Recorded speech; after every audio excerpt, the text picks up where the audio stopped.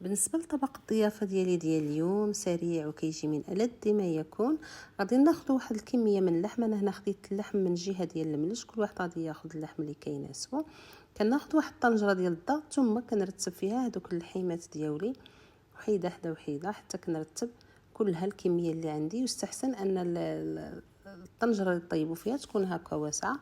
غادي نضيف الثوم محكوك، الملح، ثم غادي ندير التوابل. عندي هنا سكينجبير، غادي ندير نصف ملعقه ديال سكينجبير، الفلفل الاحمر، القليل من الفلفل الاحمر، الابزار، الخرقوم، شويه صغير جدا ديال السودانيه كتلذذ، وايضا واحد نص معلقه ديال المروزيه. غادي ندير واحد البصيله مشلضه بهذا الشكل. المحامض مصير عندي هنايا مطحون، راس معلقه ديال الثوم، نصف كاس ديال زيت الزيتون تقريبا، والقزبر ومعدنوس مقطعين. غادي نوضع الطنجره ديالي فوق النار ونحركها مزيان. ما غاديش نحتاج انها تقلى بزاف، غير غادي نحركها ثم غادي نرويها. غادي ندير الروى اللي يكفاني ديال الماء، يستحسن انه يكون غليان.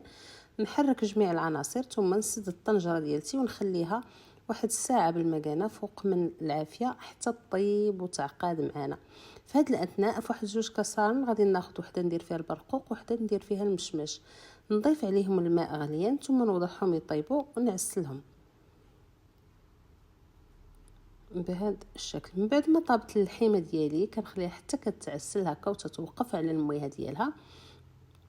غادي ناخذ واحد الطنجره واحد طاجين، ثم غادي نرتب هذوك اللحيمات ديالي وحده حدا وحده حتى نرتبهم بالكامل باش هذاك الملج ما يخسرش معايا.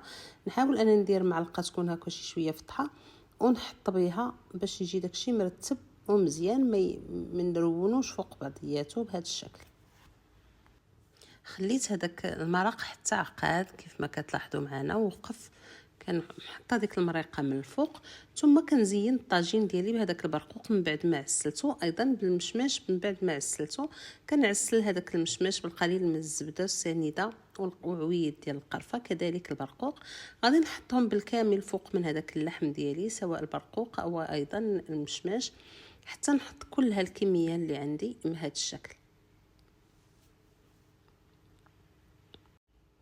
ثم غادي نحاول نزين هذاك البرقوق بالقليل من الزلجلان محمر كنوضعو فوق من البرقوق للتزيين وايضا للمذاق كيجي الشكل ديالو جميل.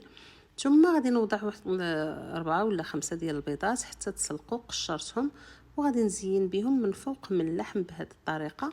بهذا الشكل غادي نكون كملت الطاجين ديالي. حطيت هذوك العويدات باش عسلت من الفوق، باش عسلت البرقوق والمشماش. هذا الشكل ديال الطاجين ديالي تنتمنى انه ينال الاستحسان ديالكم. شكرا على حسن المشاهده، ونتلاقاو في وصفه اخرى ان شاء الله.